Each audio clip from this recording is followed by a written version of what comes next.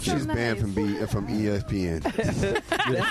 Banned from ESPN. That's good. She's banned. That's it. Some girly stuff in the sports. Broadcasting from the heart of Red Wolf Country, it's KLEK 102.5 FM. Baby. KLEK LP You make me Jonesboro, the voice of Arkansas Minority Advocacy Council. It's now time for Community Conversations, a program focusing on the people working to make the Jonesboro community a better place, while offering viewpoints from all sides of the issues. The views expressed in this program are those of the participants and do not necessarily reflect the views of KLEK 102.5 FM, the voice of Arkansas Minority Advocacy Council, or our underwriters or sponsors. KLEK 102.5 FM. Good morning to you on your Monday. It's September 9th, 2019. This is a special edition of Community Conversations. Kato Wonder is in the studio with you, and Kubila will be joining us shortly. But right now we have Mrs. Marilyn Newsom and Mrs. Jeanette Strong. They are representing RESP, and we had them here on the show recently, and they're back to let everyone know just what the latest is and what the organization is about. So we're definitely excited to have them here today. Good morning, ladies. How you doing? Good morning. All right, so let's kind of just start from the beginning for those who may not be aware of your organization. Just kind of start off by letting everyone know what RESP is. Oh, okay. Well, it's called Respect. It was founded in 1994. And it was spelled out respect, RESPECT. Then we understood that name was already taken, and under the reorganization, we got respect. We was able to stick with that part of the name. Now, respect stands for rights in education for students and parents. And at the time of its formation, there was not many African American faculty other than cooks or janitors. And I remember my aunt Harriet Hyatt, Dr. Robbie Lau, and Miss Carolyn Shepard. They were one of three other charter members to start Respect. So one of the things was this disparity of African American students not seeing an African American teacher. And at the time Respect was founded, there was no bus going to the north side picking kids up to take them to school. So Respect stepped in, and for example, Jonesboro School District didn't have that many African American teachers. And they told the organization that they try to recruit, but nobody would want to come and work in Jonesboro School District. So Respect formed a multitask committee, and they went out and recruited, talked to some African American students that was graduating from Arkansas State and around the state. Then they submitted the names of these graduated students with a bachelor's in education and submitted to Jonesboro School District and told them, now, there's no excuse for that. So they were very instrumental in working for the community, African American community. Now, we are not limited to just African American students or the community. We are open because it said rights in education for students and parents. So we don't look at the color of their skin or where they come from. Right now, Respect is dealing with the Forest School District in Jonesboro, Arkansas. There's Jonesboro Public Schools District. There's Nettleton School District. There's Valley View School District and Westside School District. So those are the school districts that we are dealing with right now. Ms. Newsom went to Valley View. Did not know that. You learn something new every day. Not to go to school, but she went to that school board meeting this past Monday. And how did that go? Put the mic a little closer to you. Okay. Actually, I felt like I was out of water, fish out of water. I attended the meeting. I didn't have anything to say because I was not on the agenda. We just wanted to show up and let them know that respect has a presence in the community. I sat and I listened to, a few of their things on the agenda, and then as I began to leave, they asked me who I was, and that was like 45 minutes into the meeting. I'm just sitting there. No one had really addressed me, and I had not addressed them. But I did give them information about respect. They did invite us to come back to the next meeting to introduce ourselves. So I was the only board member that showed up for that particular meeting. But hopefully next time it'll be a successful meeting. They'll know who we are and what we plan to do in the community. We did express to them that we're here to support the 4 school districts any way we can, to make sure that students have a better presence and understanding of school policies and participation in the school and community. I want to bring back Mrs. Strong because you mentioned about students not having teachers and administrators that look like them. And, of course, for those that don't know, Mrs. Strong is actually, I believe, was Mr. Strong your father? Yes, Walter B. Strong. Walter Strong, who was one of the first 2 African-American graduates of Arkansas State University. So you actually witnessed that history firsthand. So you, on a personal level, know how important it is. So as someone who comes from that family who made history, just kind of state the importance of students, both on the high school, junior high, elementary, and even on the collegiate level, having faculty and administrators that look like them that they can relate to, especially with those life experiences. Yes, I'll tell people I was born into a family of first black, but I was born in '66, so all integration was done over with. But my sister went out to ASU, my brother did too. They were first black in that aspect. My sister was one of the first black to integrate Hot Springs High, President Clinton High School. And then my mother was the first black female to graduate with a bachelor's degree from Arkansas State as well. But in my family, the importance was education. That is still the key. Now, education might not mean actually just book, but to be well informed so that you can disseminate information to yourself. Do not allow a person to interpret and analyze and evaluate information and then tell you this is how you should think. Education is still so important. And for us to be motivated, we need to see representation of the student body. So right now, we do have more representation of African American. So now another aspect that respect is looking at, well, what about Hispanic Latino? Is there enough representation for their population so they can see somebody that look like them talk? And Mrs. Strong, while you are mentioning that, let me ask you this. Are you all, or have you thought about partnering with the Hispanic Center to achieve that objective? Yes, sir. She, Miss Irma, is part of that, and she came to our open gala. And so we were talking, and she said, I asked her, do you mind us working with the center to make sure that the rights in education for parents and students of the Hispanic Latino community, can we work together with you guys? And she said yes. She gave me her contact number. So at our board meeting this week, we are going to develop a strategy and set some deadlines so we can meet with them and talk with them. All right, that's great. And I believe you all have an event that is coming up. Let's talk about that. Which event? We have one in October. We don't celebrate Halloween, but it's going to be a Harvest Fest. Okay. At E. Boone Watson. We're going to set up tables and have games so it can be a safe environment. Okay. I assume they still trick and treat. Trick or treat.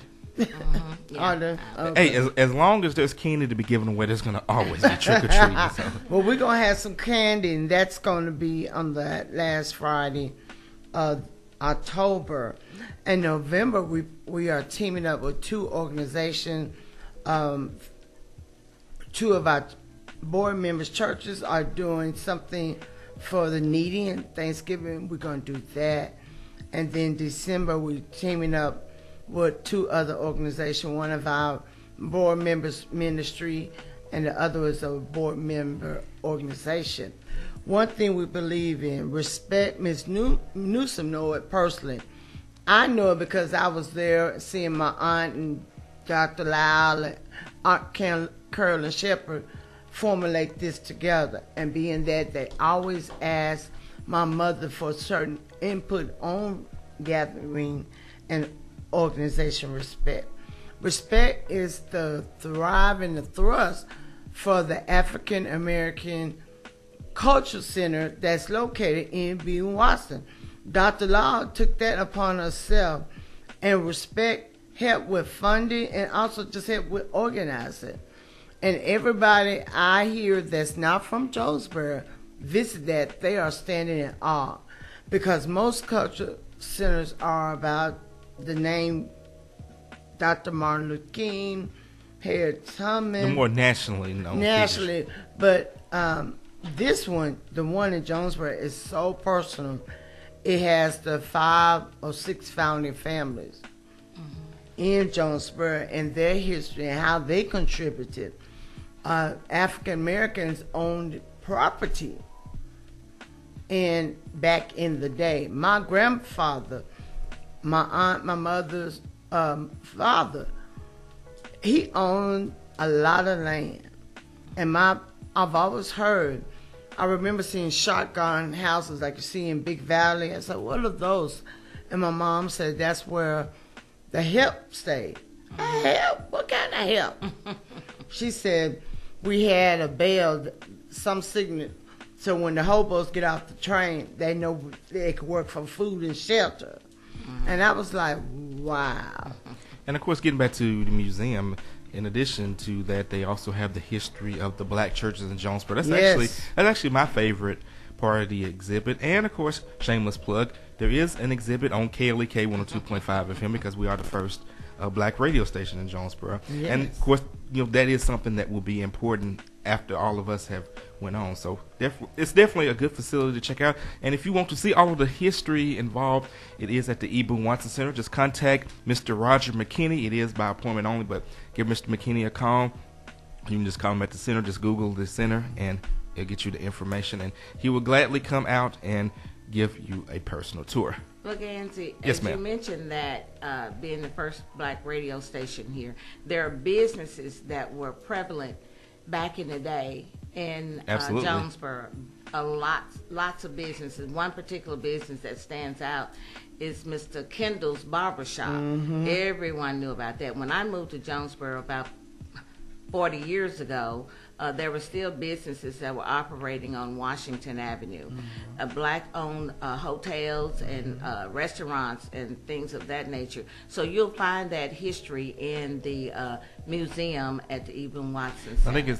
I think that's absolutely important to show, especially for the younger generation, to show that we as African Americans have a documented history of business ownership that goes back several decades. It's not just a new thing that's happened all of a sudden. There's been thriving, successful businesses, for, again, decades. All right, so does RESP have any upcoming fundraisers? Because obviously, being a community organization, you need funds to run. Well, we know that too well here at KLEK. What we have, our very next thing we have, and we're going to have a open house to the public to encourage membership and for people to come out and find out what we're doing. That was supposed to be September the 12th. We've moved that back to September the 26th. Our regular meeting time is at 6 o'clock, and so that's open to the public to come out. And that's at the E. Boone Watson, right? Yes, at the E. Boone Watson Center. Our meetings are there every second Thursday at 6 o'clock, and it is open to the public. But this is particular opening for people to come out and find out about us on the 26th, and also we're entertaining the idea of people becoming members. I was just about to ask that. as far as memberships, volunteers? How does all of that work with your organization? Well, as individual, everybody have their own network. So we have been asking our individual persons in our network, would they mind volunteering or becoming a member? So this Thursday, we're going to be discussing that. Okay, we have all of these members. Miss Newsom is great. Every meeting we have, she come back with somebody she spoke to about being a member. So this Thursday, we will discuss and make it plain and bring it to fruition for members. So on the 26th, that will also be available for the public, for them to sign up and be a member. I think membership is... At-large membership right now is just $5, and that's for a whole year. All that does is allows us, the organization, to operate, to provide these community events, to provide information to the parents, or just have an open forum for them. So that's all that does. It's no actual money to kind of make us big or large or rich or anything. It's to put back in the community. So that's a $5 membership, and it's for 1 year. And our annual year is from June to July, June 1st to July 30th each year. All right. And you all have a calendar that you all follow of events and the advocacy that you have planned throughout that calendar year. Yes, we have set up our calendar, and we are going to make ourselves known in the community. When I ask, what do you know about respect, my people say no.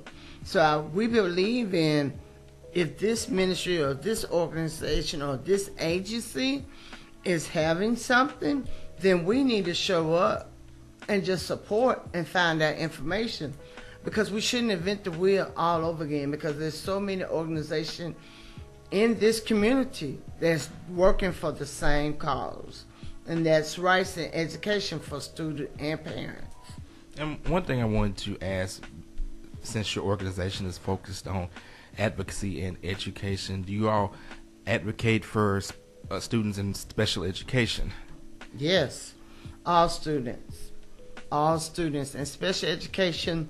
For my ministry purposes, I was a youth pastor for 14 years in Melvin, Arkansas, for New Life Christian Fellowship.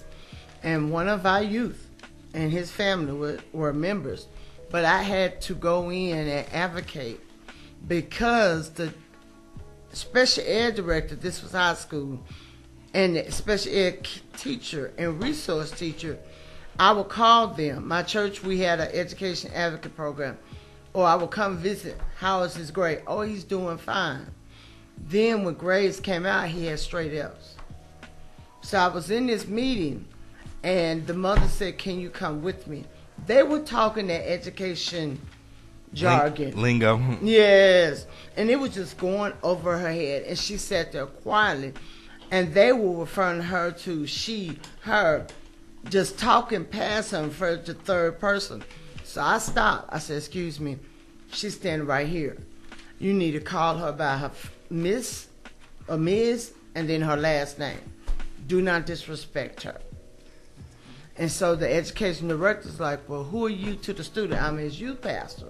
And we have the document where she had given me permission to act and advocate on the behalf.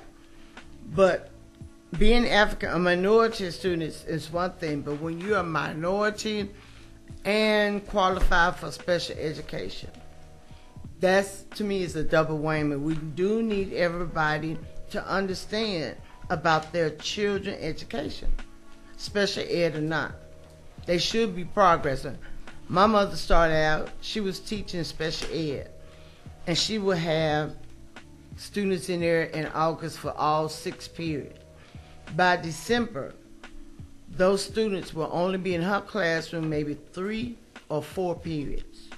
She never gave out A's. She said, you can make an A in special ed, you need to be out there in that regular classroom. So we will bring that special ed need to the forefront. And of course, when we go the era, I want to connect you with someone who actually does special education advocacy. I think you all should partner up. We're getting ready to wrap up our segment. Mrs. Newsom. Well, right, we a couple of members attended an open forum with Robin Kirkendall. Well, that's who I was referring to. So you all already know her. So Robin she's one of our volunteers. Has talked with us, and of course she's a part of NAACP, and we are partnering with NAACP as well, and to help support them, and they're helping to support us as well. But Robin did talk about the disabilities and the people that have, extended needs in the school, and we're hoping to work with her. She's a very passionate advocate. Yeah, I was trying to find her info because I had it in I didn't want to say her name wrong, but she's an advocate for education for the students, and so we're helping, and she's helping us. All right, well, we definitely appreciate all your efforts. All right, anything else, ladies, that you all like to talk about that we have not covered? No. All right, well, we definitely thank y'all for stopping by the studio. Don't go anywhere. Joining us at the top of the hour, we're going to have Arkansas State University Chancellor Dr. Kelly Damphus. He's going to join us in the studio. And then don't forget, 3 o'clock p.m. today, the debate, Team Jonesboro versus Citizens Tax Enough. It's going to be from 3 to 4:30 p.m. It's going to be live on the radio, and we're also going to stream it live on our Facebook page. Make sure that you tune in, and especially if you have not voted yet, tune in and make an informed decision tomorrow. Again, we're not going to tell you which way to vote, but we definitely do encourage you to vote. And also, 11 o'clock a.m. today, join me as I will live stream the Arkansas State University football press conference. Shout out to those Red Wolves. As you all know, Coach Anderson returned this past Saturday. And, of course, then Red Wolves got that W, so Wolves up.